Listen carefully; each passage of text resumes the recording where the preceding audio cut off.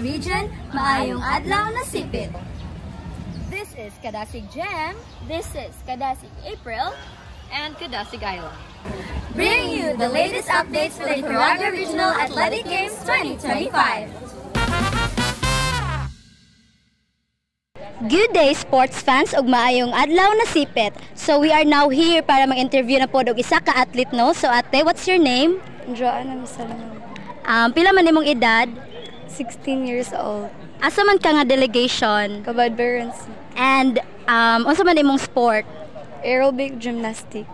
Okay. So when was the time nga na-realize nimo nga mauni ang imong hilig or passion? Koan, since grade 4, nag-start na ko og koan, join ani nga koan. First time ba nimo nga kanang naabot ka og regional ate? Dili. Wow. Naabot na kag national? Wala pa.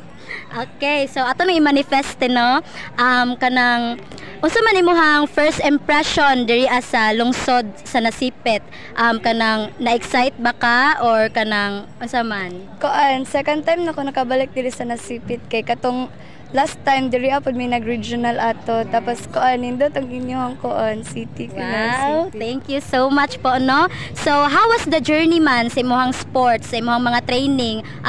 Makaingon ba ka nga worth it ang tanan? Yes, worth it. Biskan koan, biskan lisod, laban lang gihapon. Yes. So thank you so much ate no, and good luck! Good day, sports fans! Mayong adlaw na sipit. Karon nasay isa ka athlete nga interviewon sa usa sa mga delegations. Kuya, what is your name? My name is Lord Isidro J. Quirino. Og pila may edad? 17. Aha, kadapit na belong sa delegation across the region. Dinagat Islands po. Og pila ka importante unsa man ang imong sports nga giapilan today? Taekwondo. Wow, so taekwondo is such a great sport. So karon ako ingon unsa nga as an athlete unsa ang pinaka-hard nga part sa as a athlete sa taekwondo? Like sa training, unsa ang pinaka-sayon ug pinaka-hard? Actually, discipline kasi ang taekwondo is weight, nasa weight. So dapat dili ka magpataka og kaon, dapat disiplinado ka. Okay, so para sa iyo daw dapat discipline jud daw ang iyang training. So karon, pinaka-last kinsa imong inspiration nganong ni-appeal ka ni nga sport ug nganong niabot ka sa regional? Inspiration si Kurt Barbosa. Kinsa man na? National player sa. Wow, unsa man girlfriend, family unsa man? Way lain? Wala. Nasiguro share up guys. Family. Na kay gusto i-shout out. Shout out ko kang mama nasa Hong Kong. Shout out sa imo ma para ni sa imo ha.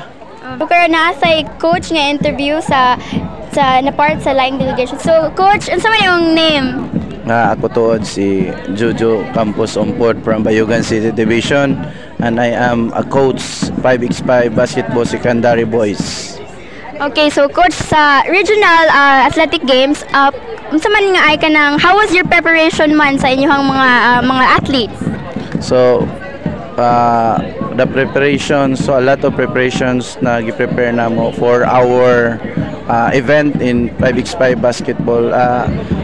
Almost 1 month ang among preparation sa pag-training tapos sa conditioning. Ang among yung gipokusan karon is ang conditioning kay last year medyo dali ra kayo maluya, mawala yung endurance ang ako ang mga players, but mo na among gitarget gipokusan during our preparation, one of our preparations, and then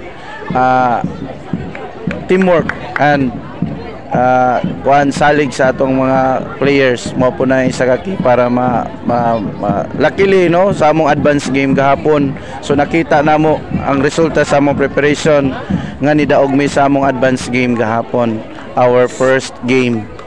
Okay, wow, no, congrats coach. O grabe roller coaster jud kayo ang ilang preparation guys. So coach, naman sila diri na madungog nila o basig makita nila soon kay amo man ning i-air. Unsa man ang inyong message sa inyong mga athletes? Teamwork lang ta sa athletes sa Bayugan City Division. Tapos salig sa tong Ginoo nga kaya nato no.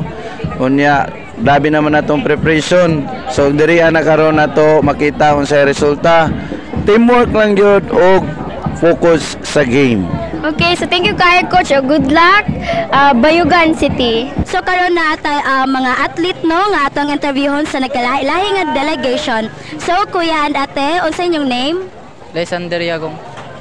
Princess Stella de la Sky. Okay, pila inyong edad po? 15. 13. Unsa man inyong sports? Boxing. Gymnast. Og lastly, asa mo nga delegation gikan? Surigao City. Surigao City. So, nakoy pangutana sa inyo no, kanang unsay pila naman mo katuig athlete? 3 years. Okay. 3 years na po. So, para sa inyo ha, unsa man ang inyong pinaka greatest achievement no pag abot sa sport? Makadaog. Tapos makasuyod sa palaro. Okay. Amo sabot ko makadaog. Since nadala naman mo og palaro no kanang giunsa ninyo pagbalanse ang pagka-estudyante og inyong pagka-athlete? Tagsabay-sabay ra ton kon bitaw don sa pitawag ton. I-balance ra kung kailangan sa training, mo training kung kailangan sa pag-eskwela o eskwela. Sa imo hati.